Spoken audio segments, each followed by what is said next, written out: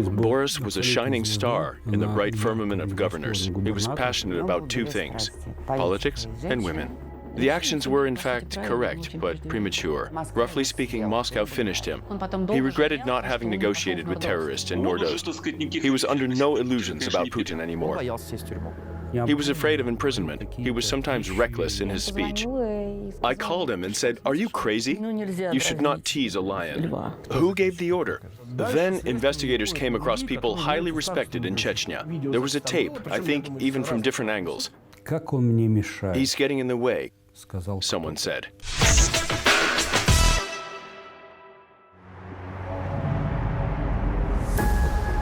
Hi there. We're in the center of Moscow on the Bolshoy Moskvoretsky bridge, right next to the Kremlin. This bridge has witnessed two landmark events of contemporary Russian history. Contrary to a well-known saying, the first time as farce, the second as tragedy.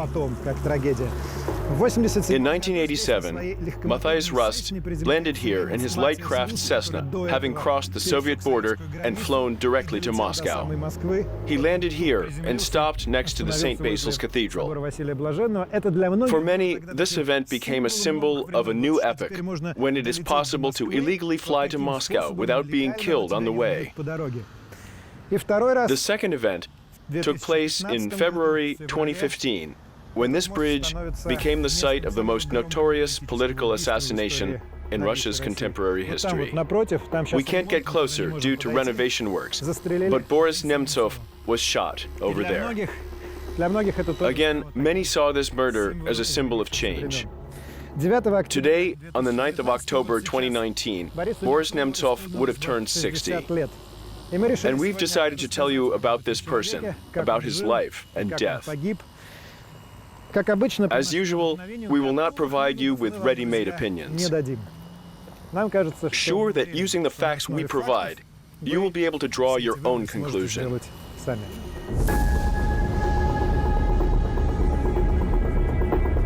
On the 27th of February, 2015, at 11:25 p.m., Nemtsov and his girlfriend, Ukrainian model Anna Duritskaya, left the Moscow Cafe, located in Gum, that illuminated building on Red Square, and headed to this place, around 1.5 kilometers away from here, near Novokuznetskaya metro station.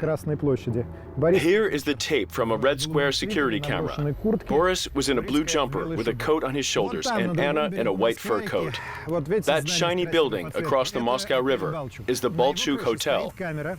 On its top, there is a camera of the TVC channel, which, according to officials, appeared to be the only camera recording the moment of the assassination. The only working security camera in the center of Moscow, which is basically stuffed with cameras, especially near the Kremlin. Well, we'll get back to this. Here is the well-known tape. When the shot was fired, Boris and Anna were hidden from the TVC camera by a plow truck. Apparently, the killer, who escapes in a car that stopped to pick him up, was likely to have been following them for a while. As soon as the plow truck reached them, the killer shot Nemtsov in the back 6 times, using a 9mm handgun that was never found. A group of people were detained, and not without reason, despite the conspiracy version. There was a group of 5 Chechens, part of which used to work in law-enforcing bodies of Chechnya. They were convicted of accessory to Nemtsov's assassination. I want to emphasize they were convicted of accessory, but not of the organization of the assassination itself, including the main perpetrator, Dadayev, yes, Zaur Dadayev, the Gubashev brothers, Anzor and Shadid, Temerlan, Izmirkhanov, and Khamzat Bakhayev. The arrest of Vislan Shavanov was to take place in Chechnya, but strangely, he was killed during the operation. Zaur Dadayev was officially convicted as the direct perpetrator. The Gubashev brothers, Temerlan Asterkhanov and Tamzan Bakhayev as his accomplices. Who is Zaur Dadayev? Zaur Dadayev was a combat officer, a well-trained man, a good shooter, and a good soldier.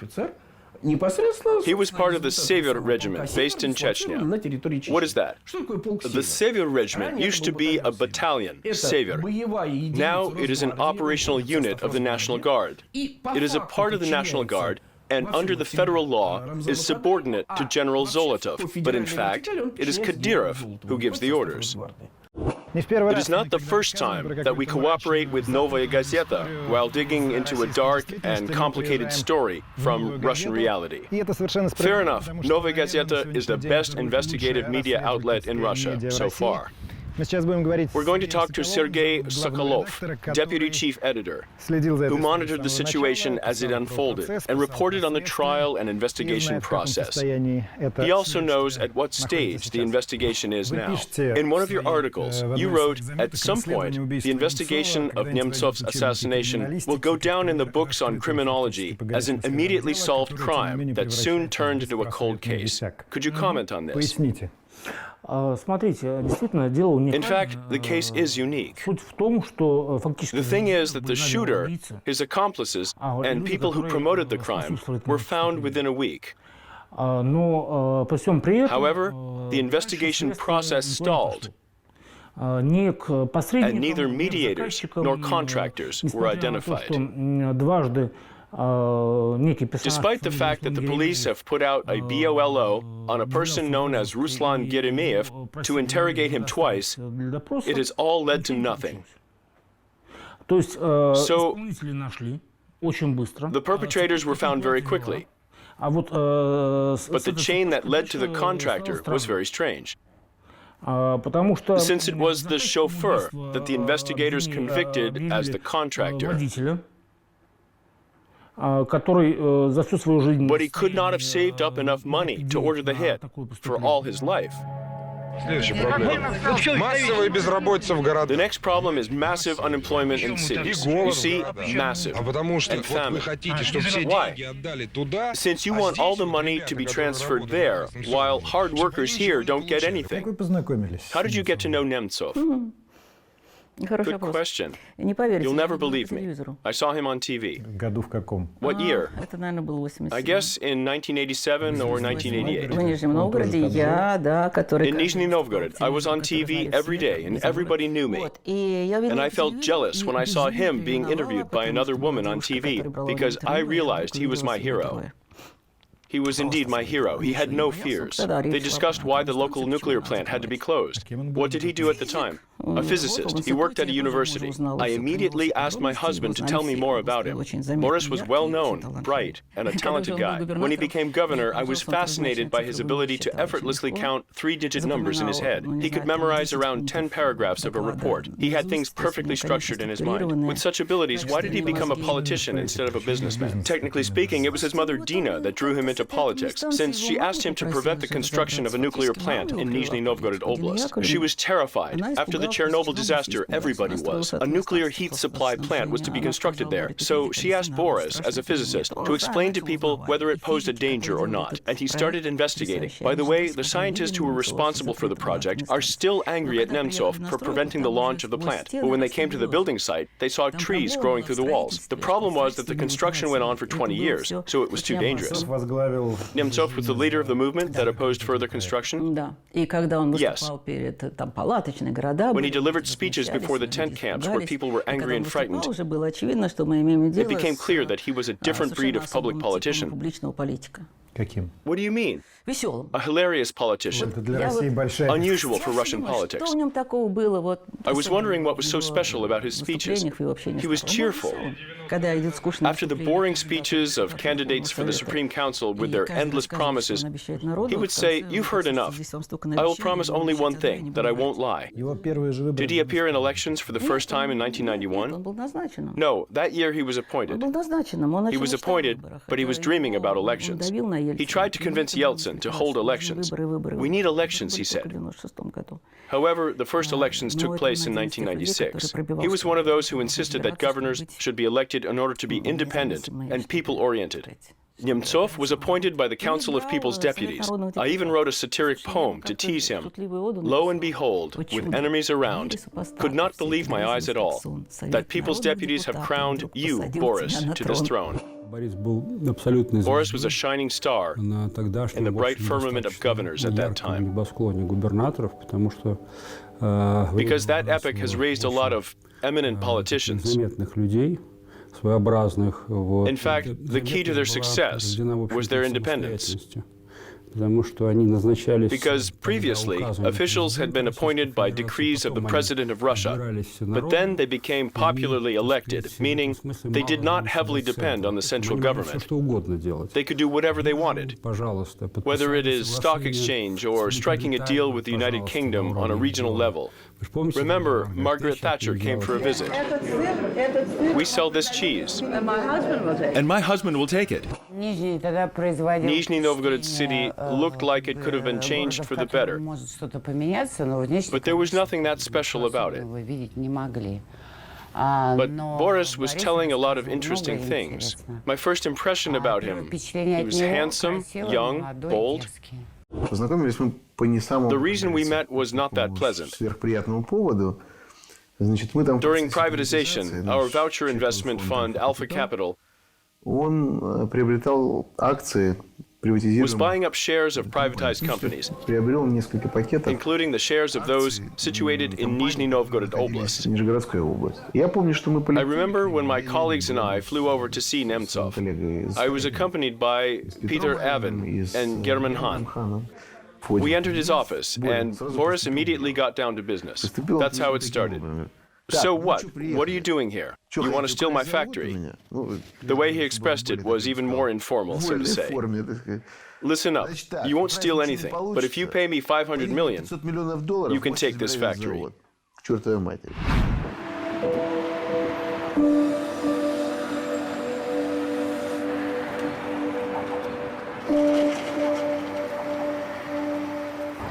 Volunteers have been watching this place on the Bolshoy Moskvoretsky bridge day and night for the past 4.5 years.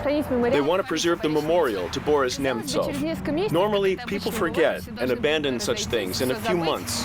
But here, people keep bringing flowers. They haven't forgotten about it. Even the government can't send them away. At first, police detained the volunteers, took them away at night, and the memorial disappeared too. And then they decided to manage it without the police and sent cleaners who would wipe everything away right in front of the volunteers. Many people came and asked, "How long are you going to stay here?" The authorities don't allow a memorial tablet, right? Yes, they would always find many legal excuses. People name streets and squares after Nemtsov, only in other countries. In Lithuania, Vilnius. In Washington, where a square right in front of the Russian embassy was named after Nemtsov. That was a high-profile story. There's also one in Kiev. Actually, I found out there is a Nemtsov garden in Tyumen, Russia. I was surprised, but that was a different Nemtsov, a Bolshevik, who became a victim of the Great Purge. He was shot. We're in Prague now. It's one of the most popular destinations for Russian political immigrants of the last wave. We're going to meet Zhanna Nemtsova, his daughter, and with Nemtsov's colleague, press secretary of the movement Solidarnost Olga Shorina. Olga and Zhanna created a foundation that promotes freedom. It was named after Nemtsov. Neither of them live in Russia. They live and work in Europe. So the ideas of Boris Nemtsov immigrated after his death. I felt uncomfortable because a governor's family had privileges. In particular, my father had a car for administrative use. I was taken to school by this car. But I wanted other kids to think that I came by myself, though they knew the truth. So I asked the driver to stop 200 or 300 meters away from my school, and then I walked. The good thing about it was an opportunity to go to Nizhny Novgorod Oblast with my father. We went to all kinds of different areas of the oblast. The only thing I didn't like was the amount of vodka. I thought he didn't drink. That's right. But when you travel to places like this, people want you to drink vodka. At least that's what I witnessed in the 1990s. I remember him as a very talkative guy, sometimes even too much. You're right. What did he like to talk about? Any favorite stories? When he talked about being a governor, he would always begin with, "When I was a child, I was a governor." He liked to begin his anecdotes this way. "When I was a child, I worked as a governor. As a child, I was a governor." He liked to talk about Yeltsin. Boris treated him with respect as a father or as an older family member. Can you tell me about that famous day when Yeltsin came to see him? About my interview when Yeltsin said Boris should aim to become a president? He should think of becoming a president soon. I thought Boris would be happy, but he was really angry at me. Nemtsov talked to him like they were equals, but his speech was slower. He could say, "Boris Nikolaevich, here is the report," looking right into his eyes. Boris Nikolaevich looked into his eyes, too. They were in a very close, friendly relationship. He once told me that he entered Yeltsin's office and poured the vodka into a sink to stop him from drinking. Yes. Yeltsin's face turned glum, and he said, "This is not allowed, and you should not do that." So yeah, they were in a father-son relationship. Father liked him more than others. I don't know why. Maybe they had something in common. They were even a bit similar. They were both tall and attractive. And maybe because my father did not have a son, therefore he saw Boris as a soulmate. When Boris was collecting signatures against the Chechen War, he was against the president's position on the war. My father was offended by this. Or it would be better to say that it made him feel sad. My father thought that they were on the same side, so Nemtsov should have understood his logic and that some decisions just had to be made. He called me and said, "I want to declare a mourning." I asked, "Did you talk to Yeltsin?" "Yes. He is against it. He wanted to do it when the coffins with OMON soldiers were sent to us." I said I supported him. Misha and I filmed it from a balcony. He was at Gorky Square. I will never forget this moment. We found a 9-story building to film so we could get a good view of the square. Coffins were placed in the square. Wives and mothers were hugging them to reach their dead men. The square was packed with people. Boris said a few words. What did he say?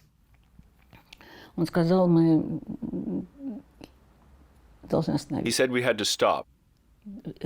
Let's put an end to the deaths.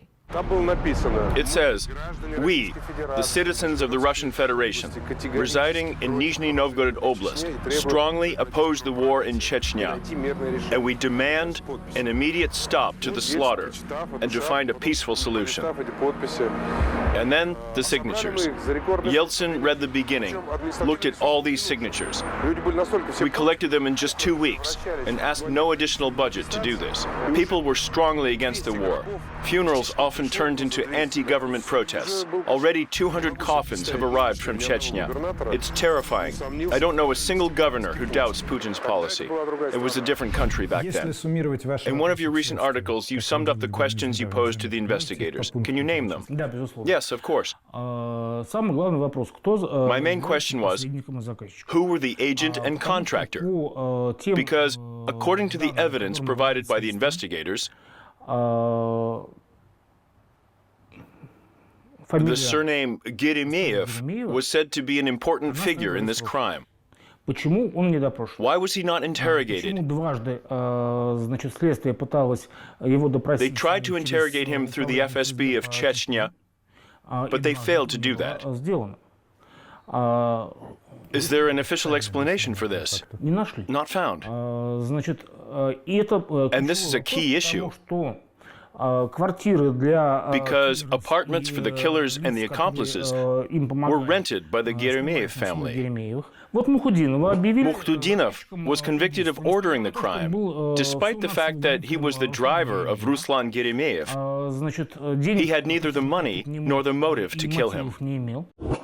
When we asked to find and interrogate Ruslan Geremiev, who is clearly the leader, and there's more evidence against Ruslan Geremiev in the case than against the other 5 convicts, the answer we receive is that they knocked on Ruslan Geremiev's gate in Chechnya No one opened it, and they left.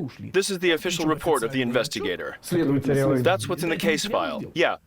This report became part of the official investigation file. Investigator Kamashev, accompanied by FSB officers, accompanied by security cover, we knocked on the gate, no one opened it, we left. Then the investigation comes across Chechen people of high status. Geremeyev is one of them? Geremeyev is a relative of Senator Geremeyev. He is the closest friend of Ramzan Kadyrov. There's a whole crowd of relatives here, including Delimkhanov, Kadyrov's first ally. They're all relatives. In this situation, you can't harm Geremeyev. No way. Who can't harm him? The investigative committee. And who will deal with Nizhny Novgorod? The president. No. The governor should do it. The president should deal with Russia. Everyone knew he was going to be invited to a high position in the government.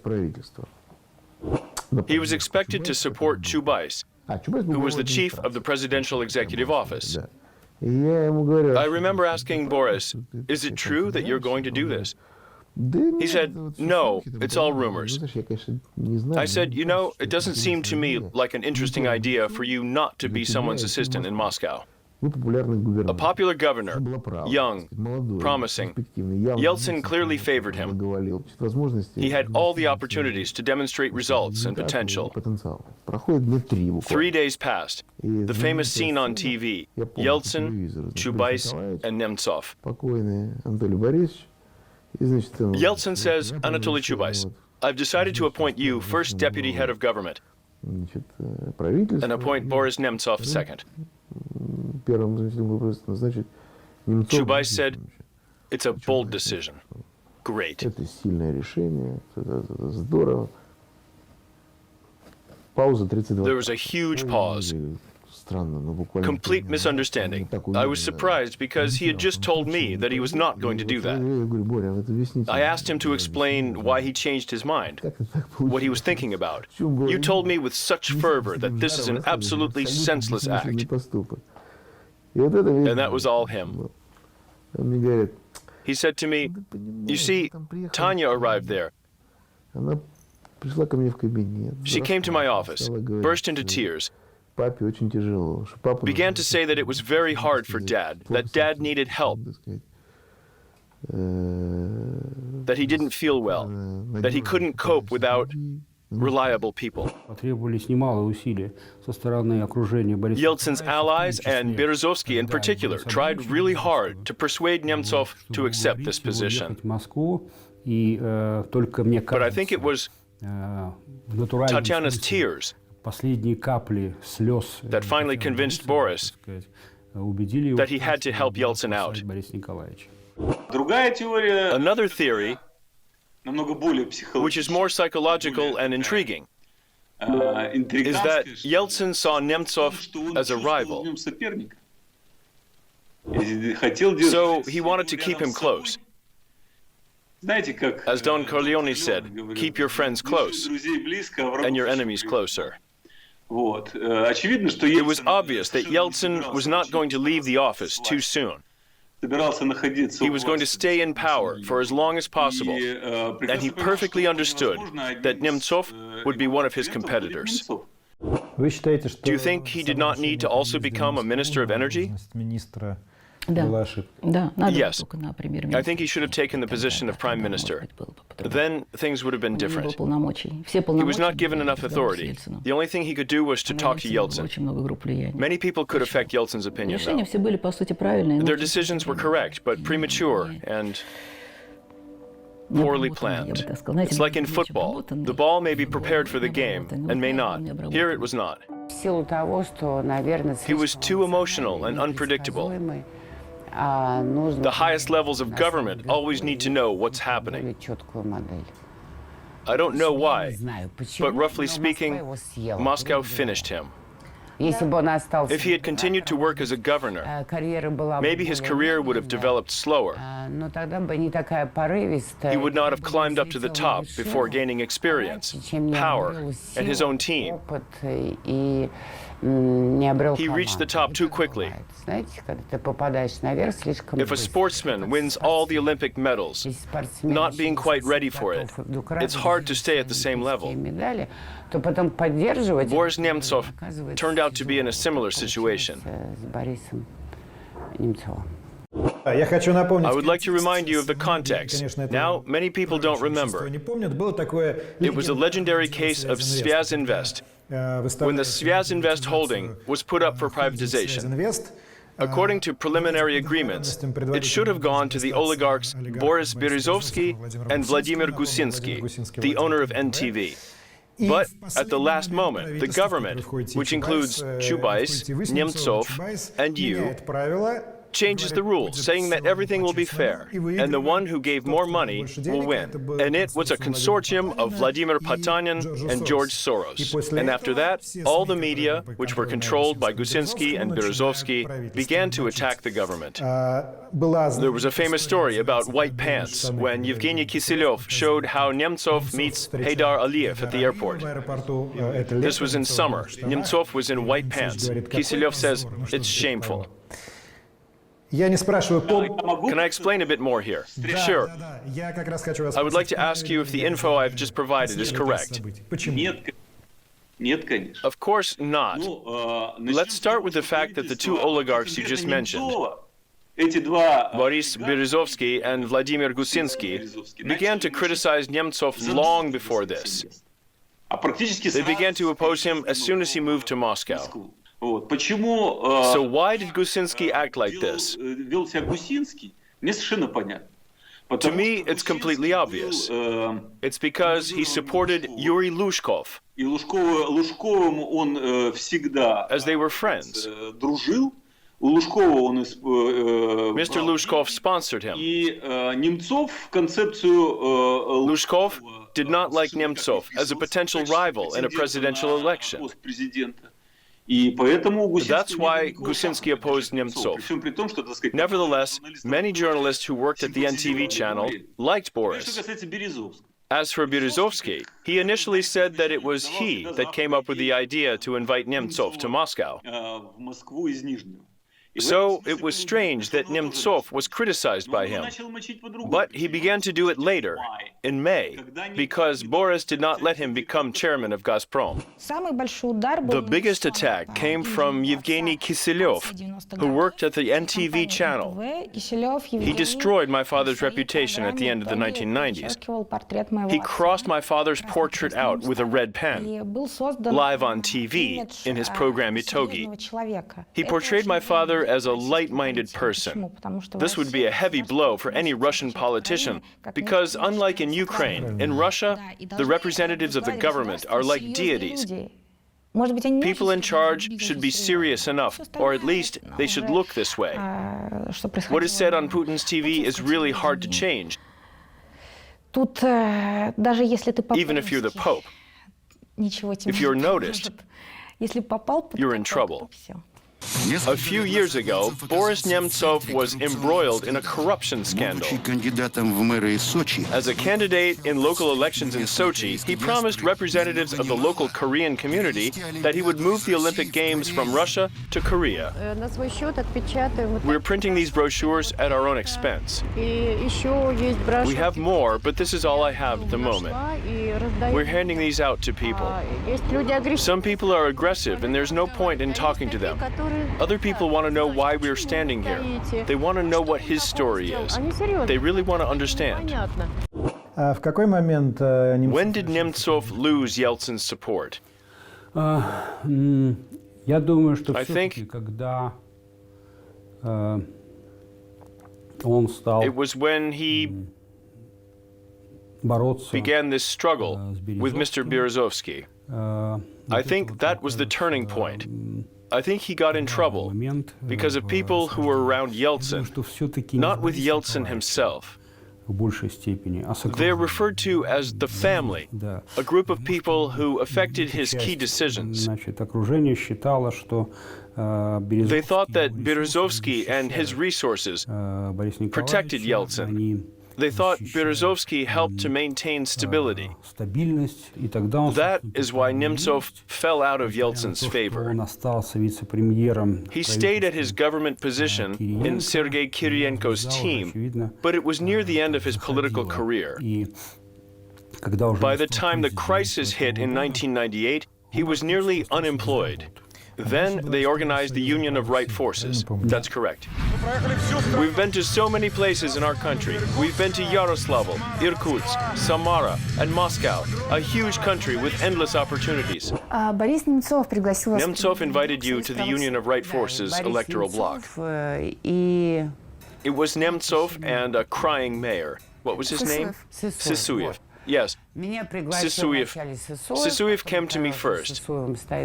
Then I realized he worked with Tatyana Umasheva, Alexander Voloshin, and Nemtsov. They somehow teamed up and invited me to join them. Then tough negotiations started because at first I did not want to join. That's not quite true. I was invited by Kirienko, Nemtsov, and Khakamada. Boris was my neighbor, so he talked to me even at our staircase and at home. He tried to persuade me to participate in the Duma elections. I had already been working in Alpha Bank, in this office. I said, Boris, let's do the following. Chubais will be our gray eminence. I will be responsible for the talks. We came to an agreement. Your slogan was Kirienko for Duma, Putin for president. Yes, we came up with this idea at the last minute because we wanted to be safe. We knew we were popular, but there might be intrigues against us. We did not know who Putin was. We trusted Yeltsin, who appointed Putin as his successor. In this case, no one would deter us. Later, the Union of Right Forces became an opposition party. Yes. When was the turning point? Nordost. He regretted not having negotiated with the terrorists, and people accused him for refusing to join the negotiations. Why did he have to go? The terrorist wanted to see him, Khakamada, and Kobzon. The terrorist agreed to talk to them. Movsar Barayev. Yes. But Nemtsov received a call from the authorities that instructed him not to go.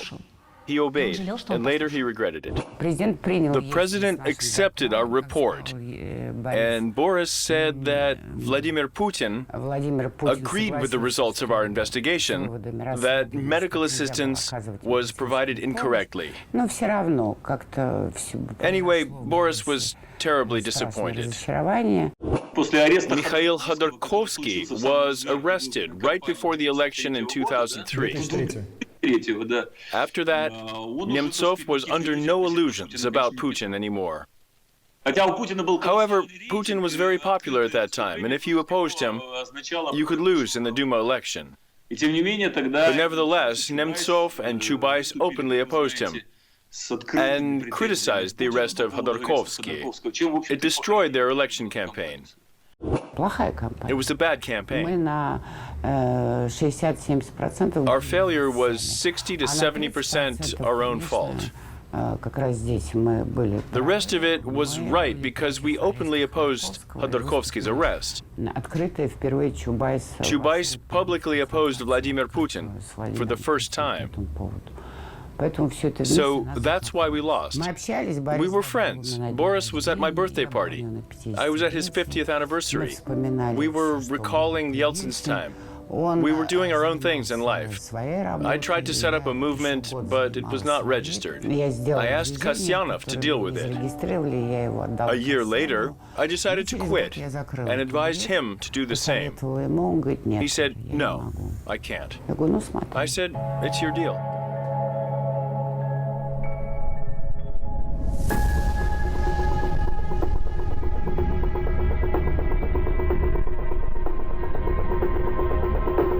There are videos. I have no doubts about that.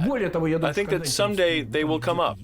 They are somewhere. It's obvious that the recording was there, and from different angles. It just wasn't given to the investigation. The investigation was told that there was no video recording. We, as lawyers of Nemtsov's family, received a similar answer, that the law enforcement bodies had no video recording.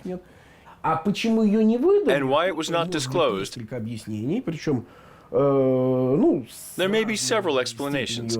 This can be said with various degrees of certainty. One of the explanations is that besides the killers on the video, there was also a sufficient number of trampler agents who were constantly watching Nemtsov. Who were observing him? Yes. I think there were a lot of them on the bridge. It's obvious that authorities are watching the oppositionists, and especially on the eve of the mass action Spring, which was scheduled for Sunday. It was late in the evening on the 27th. Accordingly, it was planned for Sunday. So if I understand correctly, you think that there are some witnesses of the assassination that are not indicated in the case? Yes, for sure. The opposition should be energetic. Heading to the gym? Yes. This story is not only about Nemtsov, but also about myself. It was in 2012. Alexander Rastorguyev, Pavel Kostomarov, and I were making an online documentary called Srok. It's about the protests in 2012. Nemtsov was one of the key figures in the film. We came to a countryside house of an oligarch because Nemtsov lived there at the time, and he was working out a lot.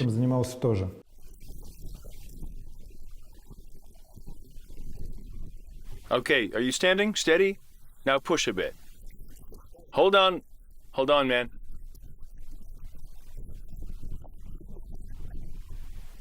I remember what I was thinking about back then. I was wondering why he was trying to look younger, why he needed to show sports equipment and a sweaty t-shirt. Now it feels different. This is Alexander Rastorguyev. He was also killed. He was shot. It happened in 2018 in the Central African Republic. He went there with Orhan Jamal to film a documentary about the Wagner Group. It's an interesting story. You should Google it. You won't be able to do this when you're my age. I'm looking at you right now and I think I want a cigarette. Along with Nemtsov, Ilya Yashin was another important figure of our documentary Srok.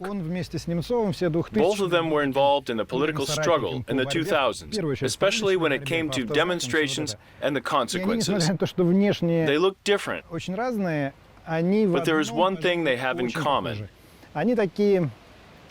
They're extremely bold, unusually bold for Russians. Because now in Russia, people are very careful. They prefer to be on the safe side. I'm talking about myself, too. Nemtsov and Yashin were great examples of the opposite. Can you describe your relationship? There was an age gap between you. We were friends. Actually, we became friends very quickly. I was in the Yabloko party. They didn't like Nemtsov very much. So when I got in trouble in the party, they wanted to expel me. And I got a call from him. When was this? 2007 or 2008. What did he say? He just called and said, "Look, Ilya, they want to expel you from the party. How can I help?" I didn't know how to react. We hadn't met before, but he offered his help. He couldn't really help me, but he was really friendly to me. And I didn't expect that. They were looking for a press secretary for the Solidarnost movement that they had just created. I sent in my resume. I was invited to see Nemtsov, who knew me. Then I was offered the job. I started working there on January 1st, 2009. You didn't belong to the opposition before that? No. How did you feel then? Well, first of all, I was shocked to see such a high level of bureaucracy. I did not expect that. I thought the decision-making process should have been easier. Nemtsov opposed bureaucracy. He liked doing things quickly. He moved from Neftяной bank to his own office in Kotelnicheskaya embankment building. They shared it with Volodya Milov. They wrote their first report about Gazprom. Also, they wrote their report about Putin's presidency. I remember that these reports were very emotional. Well, it was his own style of formal reporting that had been evolving the whole time. He knew he wanted to educate people, but he did not know how to do that. Not many people watched YouTube back then. YouTube could not compete with the TV. We could not get that many views as your videos, for example. Nemtsov went on about education, educating the general public, but there was no way for him to do it. He proposed printing an edition of 1 million copies, telling the truth about Putin's government. I wondered how he was going to spread it. He did not know how to start, but he managed to do it at the end. For shame! For shame! Russia deserves more, my friends. December 31st, 2010. By that time, your father had been an opposition leader for many years. He took part in the Strategy 31 protests. You joined him at Triumphальная Square. Yes, we went there, but there were not many people there. But there were many police.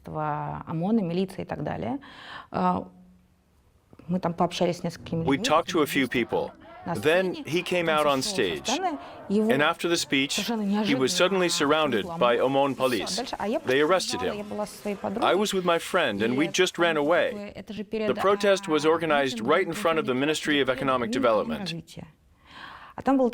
I ran to the nearest newspaper kiosk, and then I got to the Belaruskaya metro station in 5 minutes. Only then I realized I would be fine and no one was going to arrest me. I thought you were not into politics then. Why did you go there? I went with my father because he invited me, so we could celebrate the New Year after. He spent 2 days on stone floors. There was not enough light.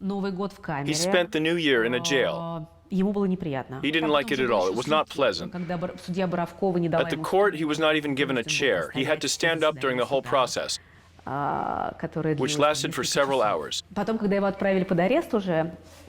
During this temporary imprisonment, he got on well with the jail authorities. He was able to get some privileges. For example, he was allowed to have a phone. He didn't show it to others, but at least we were in touch. I felt that I could be sent to prison at any time.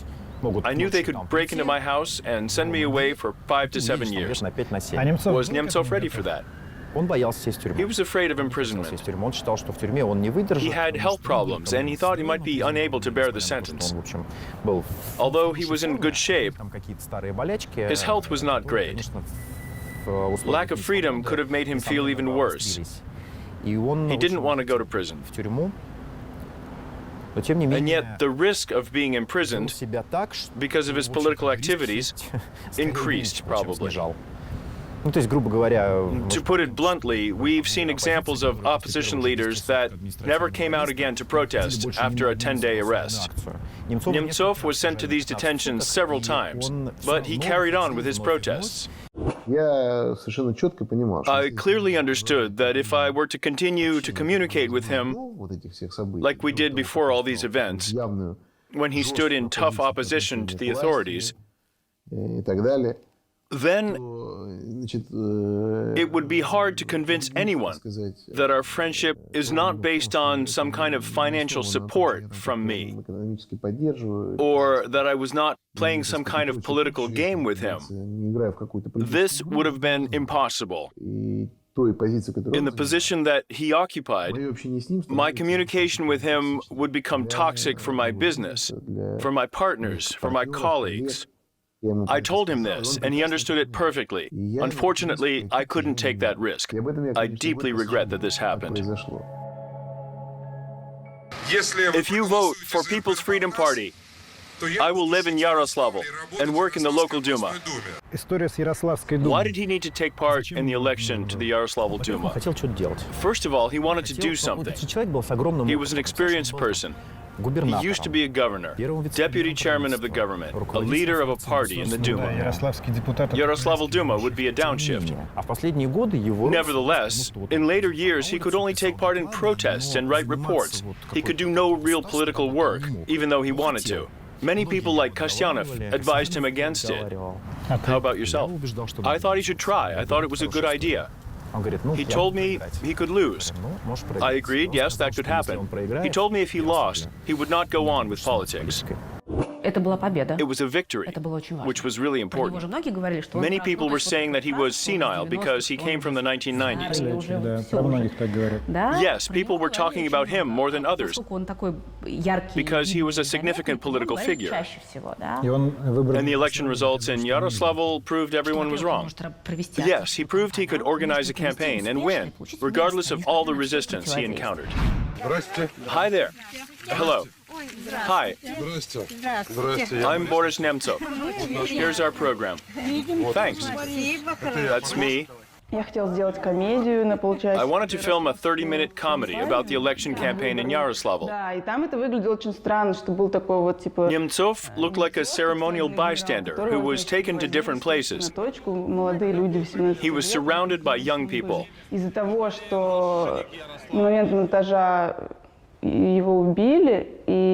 After the assassination, I decided to change the concept.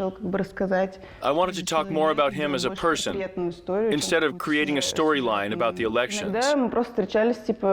Sometimes we just met to chat. He gave me advice about my boyfriends, about marriage. He used to say, you have to try marriage for a year or two. We discussed life in general. He always had two passions in his life. From what I remember from my political career, he was passionate about two things, two main things, politics and women. And later, sport was added to the list. He thanked me for the latter. He was always keen on these three. That's how he lived. Some men are just like that. Women are like fuel to them. They always need a new woman. It's important for them, in order to go on living, to feel like a man. I have a problem, although I don't see it as such. I love women. There's nothing I can do about this. Yes, I have children from 3 different women. I've acknowledged all of them. All of them have my surname. I do my best to help them. Maybe I'm not the best father in the world. Love is complicated. You know, a honeymoon always ends up in a routine. You can try to make yourself stay with one person because you have to. You can also choose another path. The only thing you should not do is become a nasty person. Sometimes, in my opinion, he was reckless in his speech. He could say things inappropriate for a politician, only to sound eloquent. Inappropriate for someone who is seeking a position of power. It was one of the main things we could never agree upon. I thought, and I still think, you cannot build a long-term career if you're being boorish. Was he boorish? Yes. Boris Nemtsov was sometimes boorish. Everyone knew that.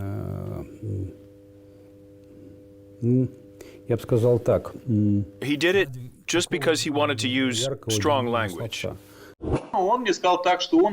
He told me that when he was hanging out in Kiev with his friends, and some journalists approached and asked them about Putin's policy in 2014, that was evidently not favored by the opposition. Boris said this famous phrase. I don't know, can I use strong language here? No, we won't quote that phrase here. Well, okay, we won't quote it. He said what he said. After that, Nemtsov got scared because his lawyer Prokhorov said that he was in big trouble.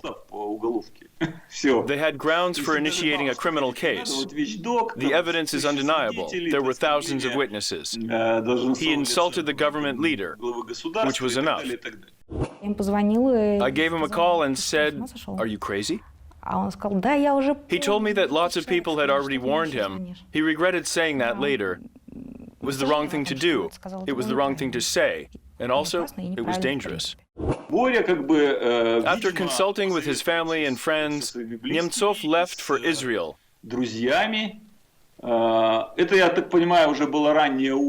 In the fall of 2014. He left for Israel. I asked him, what are you going to do there? He was active in Russia, and I wondered what he was going to do if he moved. He told me about his dreams. He wanted to open a surfing school. It was one of his biggest hobbies. He wanted to write memoirs, create a foundation to support Russia. He came up with all these ideas. He never made the decision to rent a flat. So in Israel, he lived in a hotel. He said, in Russia, he lived such an incredible, rich, adventurous life. I don't want to leave Russia. So he came back. The media knew that he had left the country. Sobchak announced it.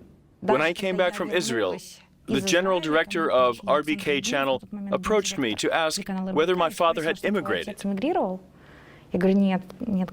I said he had not. My father came back because he felt guilty for his political colleagues. He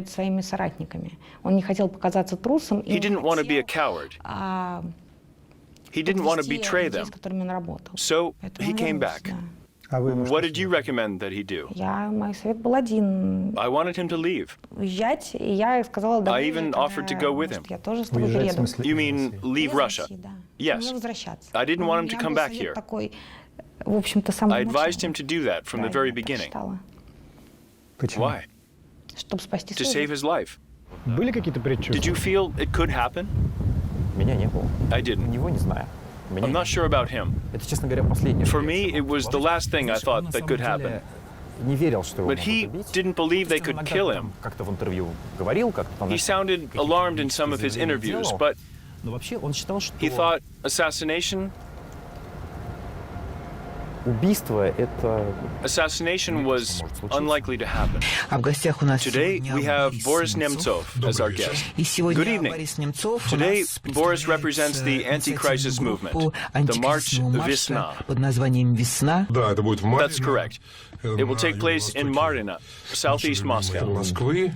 Vitaly Dymarsky was the radio host of Echo of Moscow on February 27th. Ksenia Larina was a host too.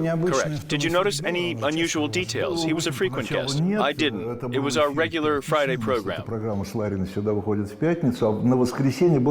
Larina and I are on air every Friday. They had planned a big march for the upcoming Sunday. Now I understand that it was reasonable for both Boris and me to be concerned about our safety.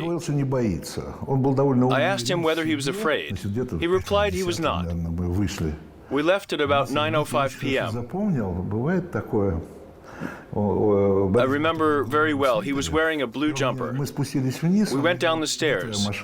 He asked where my car was. We discussed where our cars were parked. We hugged, and I touched his back. It was sweaty. It seems like I can still feel his damp clothes. It was probably too hot inside. The last thing he asked was, "I'll see you in Marina."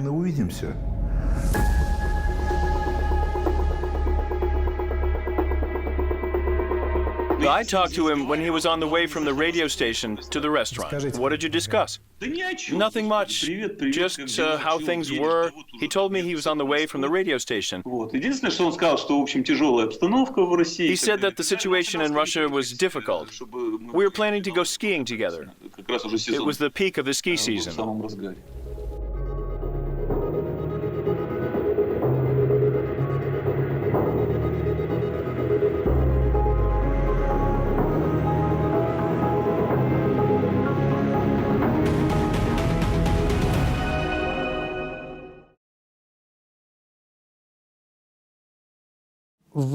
You invited Anna Duritskaya, the girl who was walking with him, to stay with you after his death. How did she feel? She felt horrible. She was lost. She was silent. She often misunderstood the questions that she was asked. They asked whether we suspected Chechens in his assassination. They asked her as well. They asked all of us, including me and Nemtsov's lawyer, Vadim Prokhorov. It was one of the versions. I was surprised to hear this question because we had no direct tensions with Kadyrov. He wasn't in trouble with any Chechen people.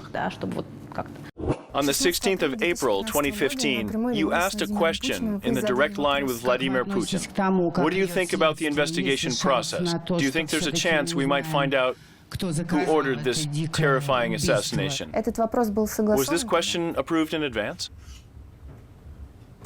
I'm trying to remember. The idea of this question was approved.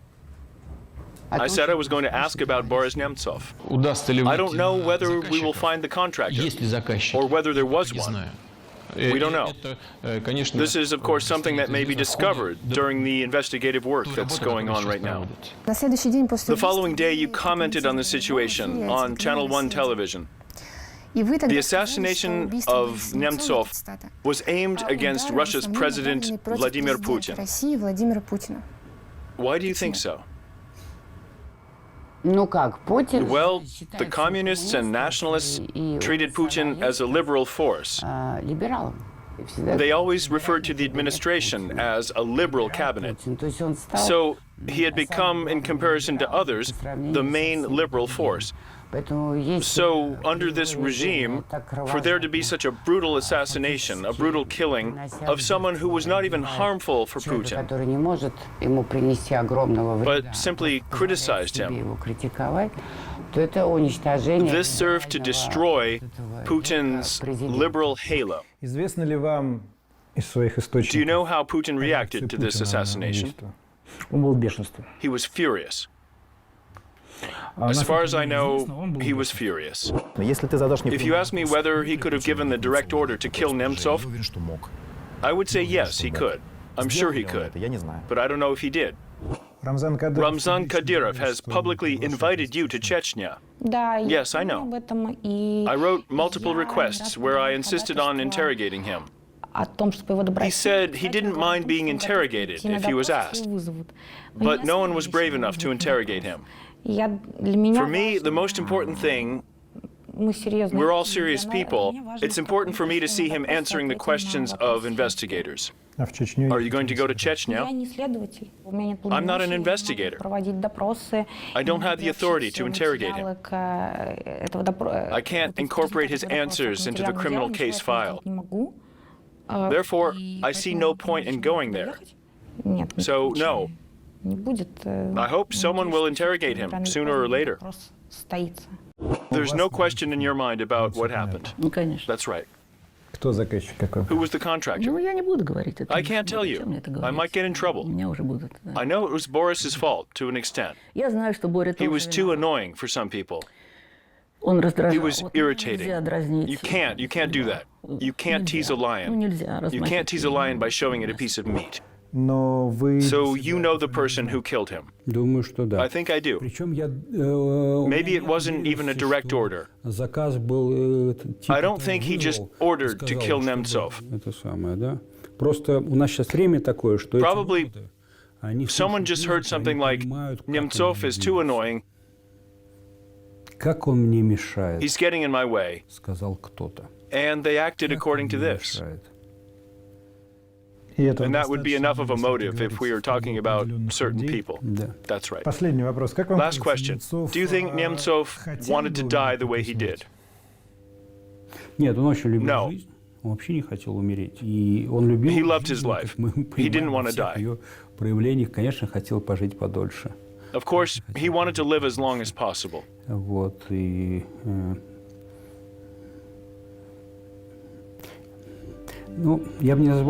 wouldn't call it recklessness. Maybe it was recklessness. He was very serious about the country, but he wasn't serious about his own life.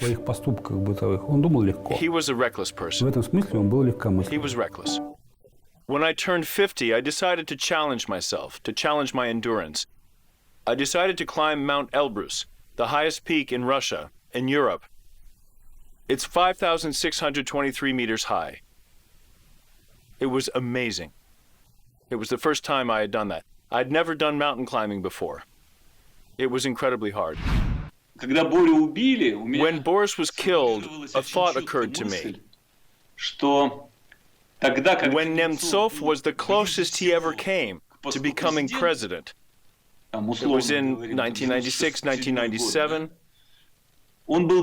he was completely unprepared for this job, to become president. But when he had very little chances of becoming a president, in 2015, he could have been a great president. Why do you think so? Because what you call defeats helped him grow into a stronger, wiser, more mature, more experienced person. He wasn't interested in unnecessary things anymore. He stopped being ashamed about flying economy class. He was okay with going to places by the metro. He was okay handing out brochures to people on the streets. He could go for a walk without his bodyguards. All this made him a stronger person. A lot of our politicians lack this. They don't live like ordinary people. But Boris had just begun to do it. Well, it took him a while.